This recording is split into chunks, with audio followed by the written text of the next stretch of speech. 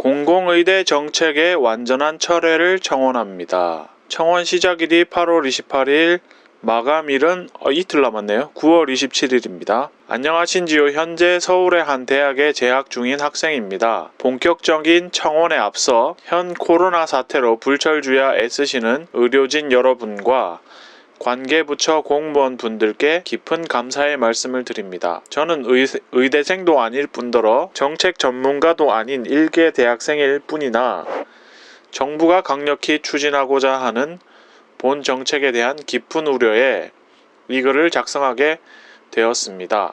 부디 제 목소리가 정부기관과 대통령님께 닿기를 간절히 소망하며 다음과 같은 이유로 공공의대 정책의 완전한 철회를 청원코자 합니다.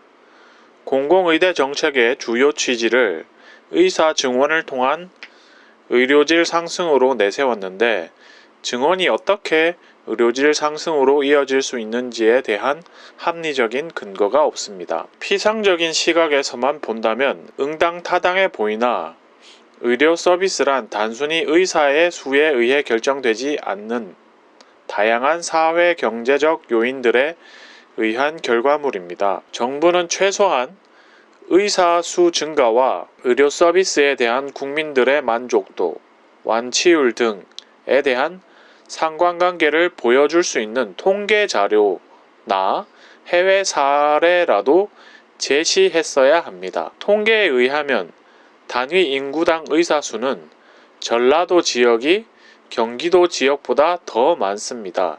그런데 왜 정부는 목포, 남원에 공공의대를 설립하려는지 의문을 제기하지 않을 수 없습니다. 이는 고 김대중 전 대통령의 대선 때부터 이어져 내려온 이른바 지역감정을 이용해 정권에 충성하는 부역자들을 양성하여 향후 선거에서 확실한 승리 지역을 확보하고자 하는 철저히 정치적이며 전략적인 의도가 내포되어 있다고 보여집니다. 이에 대한 확실한 해명도 없이 정부는 공공의대 정책을 강행하려 합니다.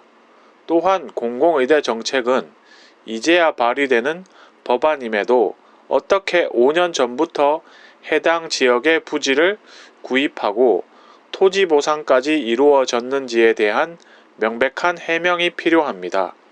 이 부분에 대해 합당한 이유를 제시하지 못한다면 국가 사업의 중대한 비리의 연루로 이어질 수 있으며 현 정권의 큰 실책이 될 것입니다. 보건복지부에서 카드뉴스 형식으로 배포한 보도자료에서는 공공의대 인원을 시도지사, 시민단체 등의 위원회가 주도하여 선발한다고 되어 있습니다. 현재 가짜 뉴스라며 부정하고 있으나 애초에 이러한 형태로 구상되었다는 것조차 부정할 수는 없습니다. 상기 선발 방식이 공정하지 못한 것임에는 이미 전 국민의 공감대가 형성되었습니다. 그런데도 정부는 잘못된 정책을 관철하기 위해 확정된 사실이 아니라며 발뺌하고 있습니다. 설사 정말로 확정된 사안이 아니었다 한들 애초에 선발 방식조차 제대로 구상되지 않은 정책을 이렇게 어수선한 때에 강행하려고 했다는 것 자체가 정부의 무능함을 반증하는 것이니 어떠한 경우이든 정부는 공공의대 정책의 실패를 인정할 수밖에 없을 것입니다. 지역 의사를 양성하여 배출한다는 공공의대가 왜 3할의 인력을 서울, 경기에 배치하려는 것인지요. 현재 존재하는 의대만으로도 수도권 지역의 의료 서비스 공급에는 아무런 문제가 없습니다. 그런데 국민의 세금을 투입하여 양성한다는 공공의대 출신 의사들의 3할을 수도권에 배치한다는 것은 특정 집단의 이익을 위한 꼼수라는 의문을 제기하기에 충분한 사항입니다.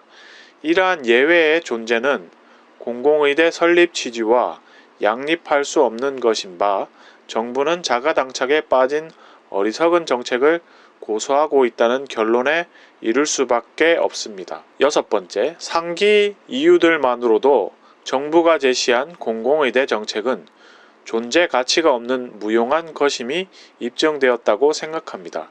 또한 현재 코로나로 전 국민의 보건이 위협받고 있는 상황에서 이런 불합리하고 일방적인 정책을 강요하여 의사들로 하여금 파업을 유도한 후 전방위적으로 의사들을 탄압하고 있는 정부의 태도는 폭력적으로 느껴지기까지 합니다.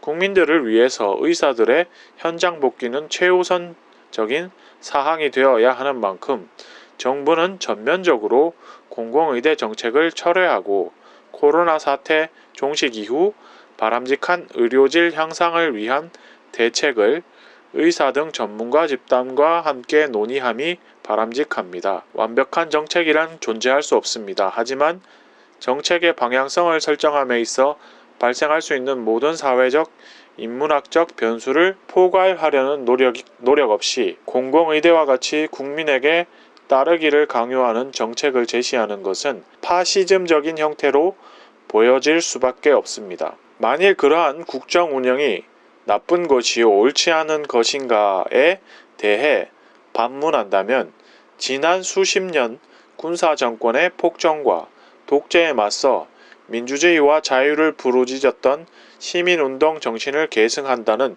현 정부의 기치는 위선이며 모순이지 않은가를 묻지 않을 수 없습니다. 정부는 충분히 예측 가능했을 정책에 대해 변수와 반발에 대해 능동적으로 대응할 생각도 없어 보이며 스스로의 오판을 인정하지도 시정하려고 노력하지도 않은 채 그 책임을 국민이나 특정 사회 집단에 전가하는 아나무인적인 태도로 일관하고 있습니다. 현 정권의 충성스러운 부역자들은 자유주의 시장에서 노력에 대해 응당 따라오는 정당한 대가를 사회적 요인들 속에서 자연스럽게 결정되는 개인과 집단의 경제적 가치를 맹목적으로 부당한 것이라 평가절하하고 정정당당한 경쟁에서 얻어내는 성취와 승리들조차도 부정하고 있습니다. 이는 본인의 무능함을 사회 문제로 투영하는 미성숙한 태도이며 아픈 어른의 횡포입니다.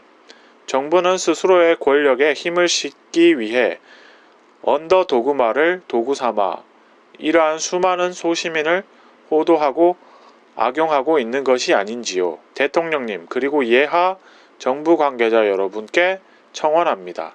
집단을 이끄는 리더는 구성원을 우습게 여기지 않아야 합니다. 부디 국민들의 목소리를 경시하지 마십시오.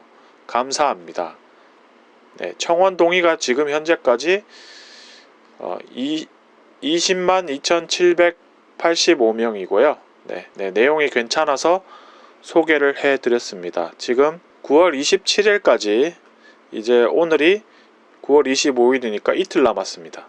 읽어보시고 동의가 되시는 분들은 많이 국민청원에 동참해 주시면 좋겠습니다. 시청해 주셔서 감사합니다. 코로나 종결자 탐조해설가 집참새 김동현이었습니다.